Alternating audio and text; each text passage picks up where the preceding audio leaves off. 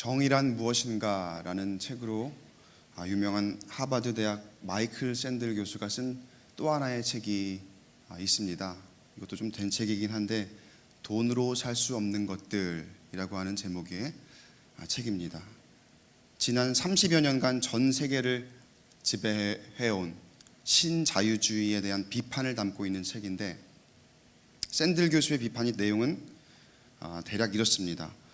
공공의 영역이나 윤리적인 영역에도 시장의 효율성이 그대로 적용되어야 한다, 이런 개념이 신자유주의인데, 신자유주의 시대에 들어서면서 과거에는 거래할 수 없는 것들이라고 생각했던 그런 가치들, 예를 들면 줄을 서는 것, 그리고 교육, 의료, 어떻게 보면 우리가 인간적으로 생각할 때의 기본적이라고, 기본권이라고 할 수 있는 이런 것들이, 이런 가치들이 철저히 시장 경제에 맡겨지기 시작했다는 것입니다.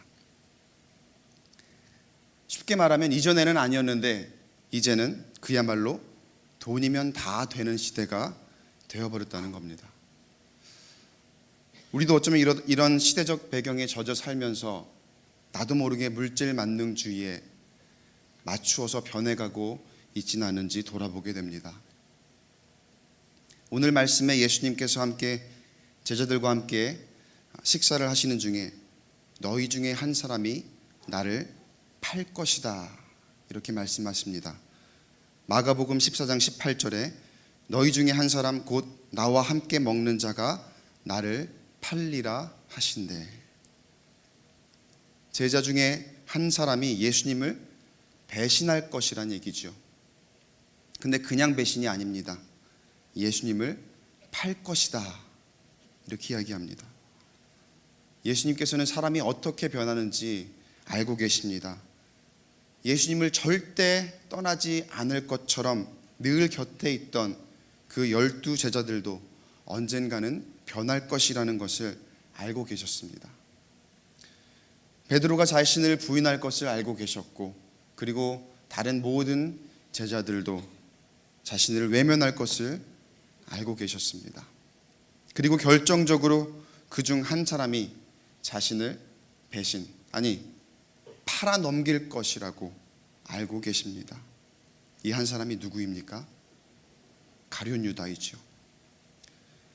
어제 말씀에서 한 여인이 값비싼 향유를 깨뜨려서 예수님의 머리에 부었던 이야기를 우리가 들었습니다.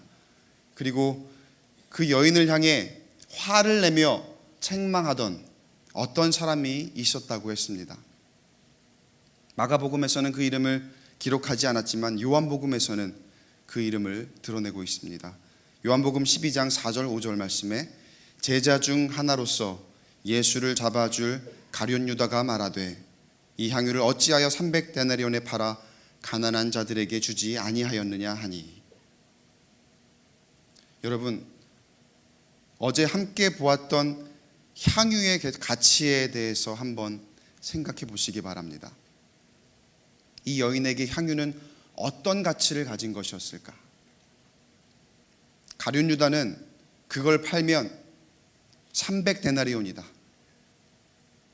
금전적인 가치를 매겼습니다. 물론 물질적인 가치도 중요한 가치입니다. 아마 파는 가격이 보통 우리가 살 때 아니면 시중 가격보다는 조금 더 싸게 매겨지니까 시가는 300데나리온보다 더 비싼 가치였을 것입니다.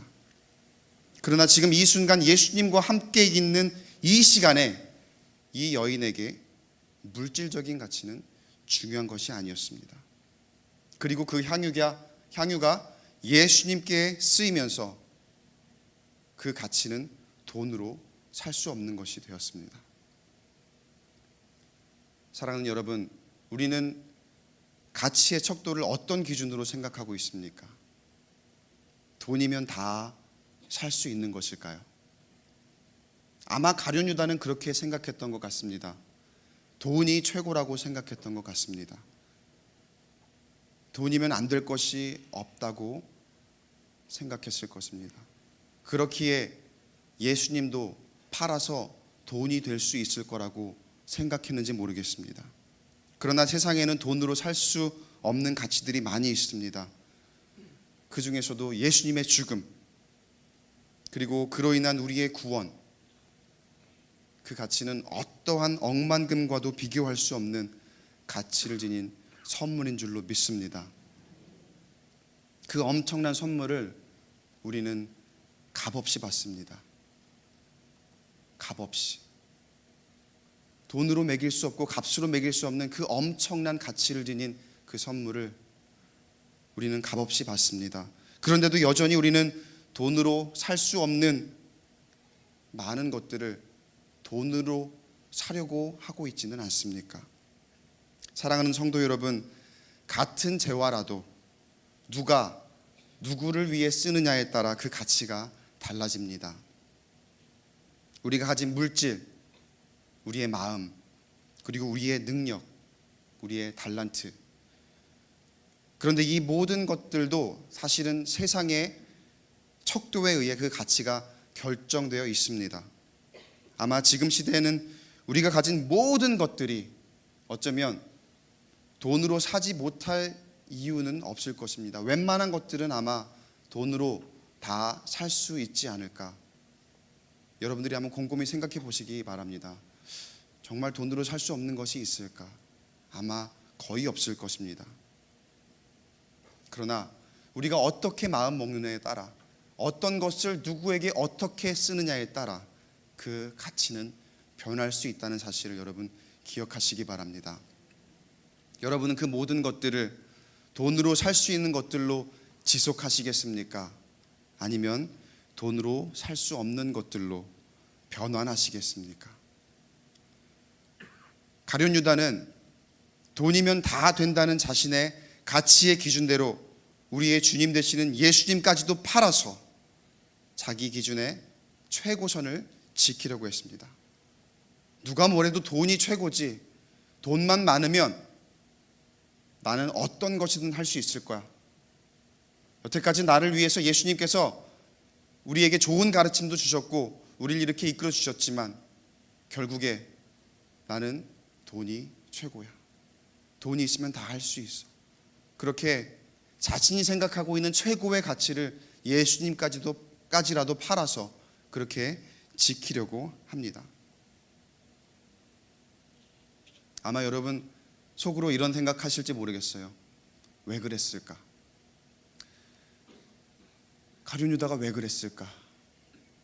근데 여러분, 충격적인 사실 하나는 사실 우리가 그 모습과 그렇게 다르지 않다는 것입니다. 아니, 다를 수 없다는 것입니다.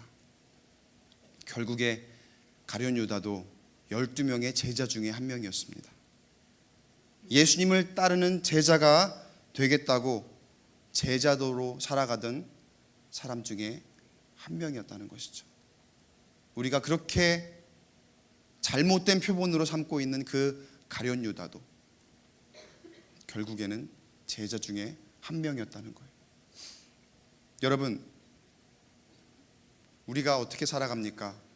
예수님의 제자로서 예수님의 발자취를 따라서 제자도를 가지고 살아가겠다고 하는 우리의 모습들, 그렇게 우리가 주님의 고난에 동참하겠다고 오늘 이 자리에 또 새벽에 나와 앉아 있습니다. 여러분, 예수님의 제자가 맞으십니까? 예수님의 제자가 맞으십니까? 그렇다면 우리의 모습도 그렇게 다르지 않다는 것입니다. 가룟 유다를 성경에서는 12명 중에 하나로 소개합니다. 그 말은 곧 우리 중에 누구라도 그런 모습이 될 수 있다는 것이죠. 나는 아니라고 할 겁니다. 나는 그렇지 않습니다. 나는 그럴 리가 없습니다. 나는 아니라고 할 겁니다. 제자들도 그랬으니까요.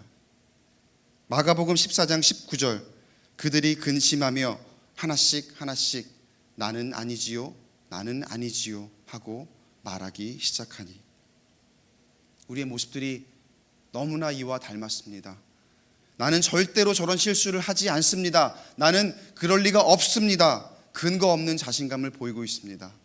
사람은 언제든지 변할 수 있다는 사실을 예수님이 알고 계심에도 불구하고 우리는 예수님께 나는 절대로 가룟 유다와 같은 그런 실수를 범할 리가 없습니다, 이런 근거 없는 자신감을 내비치며 나는 아닙니다, 나는 아니지요, 이렇게 말하는 우리의 모습을 발견하고 있지는 않습니까? 그런가 하면 나는 아니지요, 나는 아니지요 하면서 나만 아니면 된다는 생각을 가지고 살아갑니다. 저건 가룟 유다 얘기고, 저거는 변하게 쉽게 변하는 어떤 특정한 사람들의 얘기고, 나만 아니면 됩니다. 어떤 사람은 변할 수 있겠지요. 또 가룟 유다와 같은 그런 부류의 사람들, 특정한 사람들이 있어요. 그런데 나는 아니에요. 그리고 나만 아니면 돼요. 나만 아니면 상관없어요. 저 사람이 어떻게 되든 간에. 여러분, 우리 가운데에 나의 마음이 서서히 변해가는 그런 모습이 있음에도 불구하고 내 자신이 인지하지 못하고 나는 아니지요, 나는 아니지요, 이렇게 애써 외면하며 살아가고 있지는 않습니까? 제자들도 나는 절대로 그런 사람 아니야, 누구야? 도대체 누구야? 아마 그 중에서 예수님이 말씀하신 그 사람을 찾으려고 서로 눈치를 보고 있었는지도 모르겠습니다. 그렇게 자신을 회피하며 어떠한 정죄의 대상만을 찾고 있었는지도 모르겠습니다. 그러나 여러분들이 성경을 보면 그 결과를 아시듯이 결국에 나머지 제자들도 어떻습니까? 예수님의 죽음 앞에서 두려움을 떨치지 못하지요. 그리고 결국엔 모두 하나씩 예수님을 배반합니다. 우리의 모습도 다르지 않다는 거예요.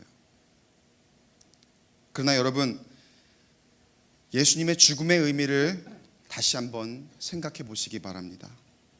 여느 죽음과 결코 같은 의미를 지니지 않습니다. 예수님께서 죽으심으로 우리는 구원을 얻는 줄로 믿습니다. 자유함을 얻는 줄로 믿습니다. 평화를 얻는 줄로 믿습니다. 화해를 얻습니다. 가룟 유다와 같은 모습의 사람들이 우리는 맞습니다. 부인할 수 없습니다. 우리가 제자들이라면 우리들 중에 하나도 가룟 유다와 똑같은 모습으로 변할 수 있습니다. 연약한 사람들이기 때문에 그렇죠.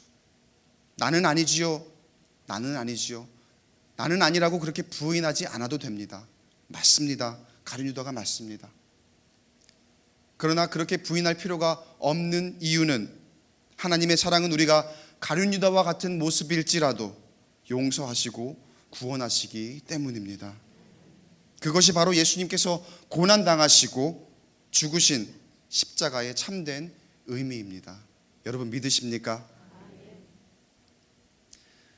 세상의 노래에서는 사랑에 관한 노래가 참 많이 있죠. 사랑에 관한 노랫말 가사에 자주 등장하는 표현 한 가지가 있습니다. 나는 영원히 당신을 사랑할 것입니다. 그런데 주로 이 애틋하고 강렬한 사랑의 고백인 것 같은 이 노랫말에 보통은 조건이 꼭 붙습니다. 당신이 나를 사랑하는 한,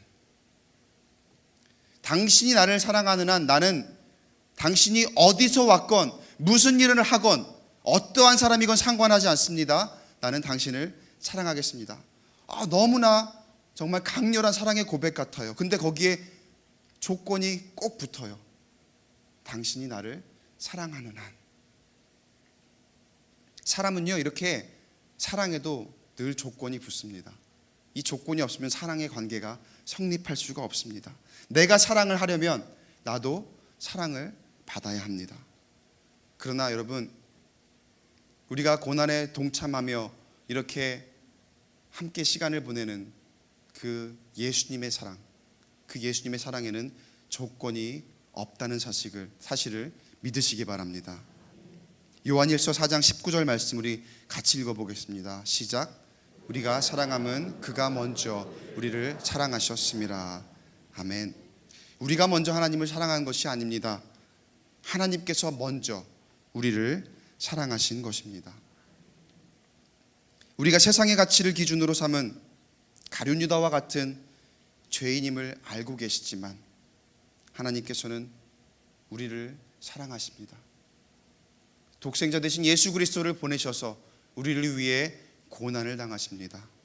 그리고 죽임을 당하십니다. 왜요? 우리가 먼저 그를 사랑하지 못했지만 그가 우리를 먼저 사랑했기 때문에. 우리 같으면 우리가 먼저 사랑을 받지 못하면, 그런 조건이 없다면 사랑하지 못하지만 우리를 먼저 사랑하셨기 때문에 우리를 위해 그 목숨까지도 내놓는 그런 사랑을 우리에게 보여주신 줄로 믿습니다. 이 고난주간, 이 기간에, 새벽에 나와 기도하는 이 시간에 여러분, 우리의 모습을 다시 한번 돌아보고 그리고 내려놓고 예수 그리스도의 그 사랑을 다시 한번 기억하는 오늘 하루 그리고 한 주간이 되시길 주님의 이름으로 축원합니다.